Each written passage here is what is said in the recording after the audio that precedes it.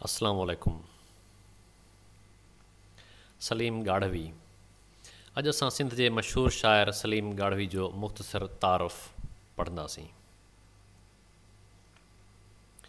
सलीम गाढ़वी, जंहिंजो असुलु नालो अल्लाह वरायो वलद फ़क़ीर अल्लाह ॾिनो महर आहे, पाण 15 मार्च सन 1925 ईस्वी ते ॻोठ गाढ़ी, हीउ जेको ॻोठ गाढ़ी आहे, अॼुकल्ह इन खे ॻोठ गाढ़ी मोरी चयो वेंदो आहे, जेको सखर ऐं पीर जे ॻोठ जे विच ते आहे। असल में गाढ़ी अलॻि ॻोठ आहे ऐं मोरी अलॻि ॻोठ आहे। ॿई फैज़वाह जे हिकु कप ते आहे, ॿियो ॿिए कप ते आहे, पर अॼुकल्ह इन्हनि जो नालो गाढ़ी मोरी इन्हनि खे चयो वेंदो आहे, जेके ज़िले ख़ैरपुर मीर्स में आहिनि। संदन ख़ानदान या संदन वॾा जेके आहिनि उहे शाह अब्दुल लतीफ़ भिटाई जा फ़क़ीर या उन जा मुरीद हुआ। सलीम गाढ़वी जी तालीम 4 दर्जा सिंधी ऐं 3 दर्जा अंग्रेज़ी। अॻे ज़माने में इहा तालीम मैट्रिक जे बराबरि हूंदी हुई, जंहिंखे वर्नेक्यूलर फाइनल चयो वेंदो हुयो। वर्नेक्यूलर फाइनल, जंहिंखे उर्फ़ आम में फाइनल चयो वेंदो आहे अॼुकल्ह उनखे, त फ़िलाणो फाइनल पास हुयो, जेके वॾा अंग्रेज़नि जे दौर में हुआ उहे फाइनल पास हुया वग़ैरह। जॾहिं सलीम गाढ़वी वर्नेक्यूलर फाइनल पास कयो त उनखे नौकिरी जी आछ थी, पर पाण उनखां इनकार करे छॾियाऊं ऐं पंहिंजूं ॿनियूं ऐं बाग़ संभालणु लॻा। पाण ॿनियूं ऐं बाग़ संभालींदो बि हुयो, उन्हनि में पंहिंजो पाण कमु बि कंदो हुयो। पाण मुतालियो तमामु घणो कंदो हुयो ऐं अलाह ताला उनखे तमामु घणी यादाश्त, तेज़ यादाश्त ॾिनी हुई, त हू जेके बि किताब पढ़ंदो हुयो या जेका बि मालूमात हासिलु कंदो हुयो, उहा सॼी उमिरि उनखे यादि रही। जेकॾहिं केर बि कुझु हुनखां पुछंदो हो त उहा तफ़सील सां उनखे ॿुधाईंदो हुयो ऐं इहो बि ॿुधाईंदो हुयो त कहिड़े किताब में आहे या कहिड़े सुफ़े नंबर ताईं बि ॿुधाए छॾींदो हुयो। सलीम गाढ़वी सिंधी ऐं उर्दू लुग़त जो ॼाणो हुयो, माना सिंधी ऐं उर्दू लफ़्ज़नि यानी डिक्शनरी जो तमामु वॾो ख़ज़ानो हुनजे ज़हन में मौजूदु हुयो।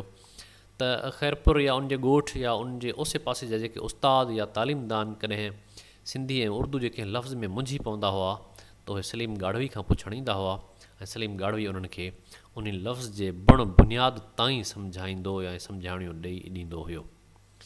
पाण शाइरी जी शुरूआति त नंढे हूंदे ई कयऊं, पर बाक़ाइदा शाइरी 1947 ईस्वी खां शुरू कयऊं ऐं 1947 ईस्वी खां पोइ हुन जेका शाइरी कई, उनमें शाइरी जे मुख़्तलिफ़ सनफ़नि ते हुन तबा आज़माई कई, माना मुख़्तलिफ़ सनफ़नि ते लिखियाई, गज़ल, नज़म, वाई वग़ैरह।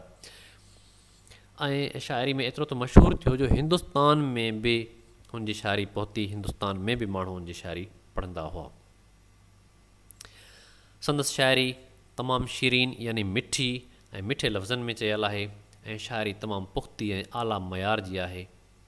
संदन तबियत अहिड़ी हूंदी हुई जो हू घटि ॻाल्हाईंदा हुआ, निमाज़ रोज़े जा पाबंद हुआ ऐं गोशा नशीनी, माना हिकु हंधि रहंदा हुआ, घर में रहंदा हुआ या ॿनी ते या बाग़ ते रहंदा हुआ, ॿाहिरि अचणु वञणु कोन थींदो हुयो।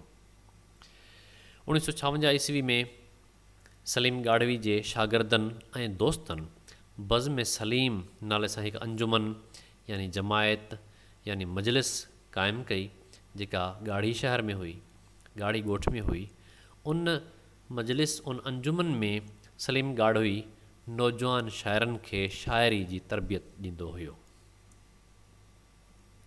सलीम गाढ़वी ईअं सम्झो त हिकु ॼाण जो ख़ज़ानो हुयो। उनखां अलावा संदन तबियत हूंदी हुई त हू ग़रीबनि ऐं पाड़ेसिरनि जो हॾ ॾोखी हूंदो हुयो, सभिनी जी मदद कंदो हुयो ऐं माण्हुनि खे कमु ईंदो हुयो। पाण उर्दू ऐं सिंधी में शाइरी कई अथनि।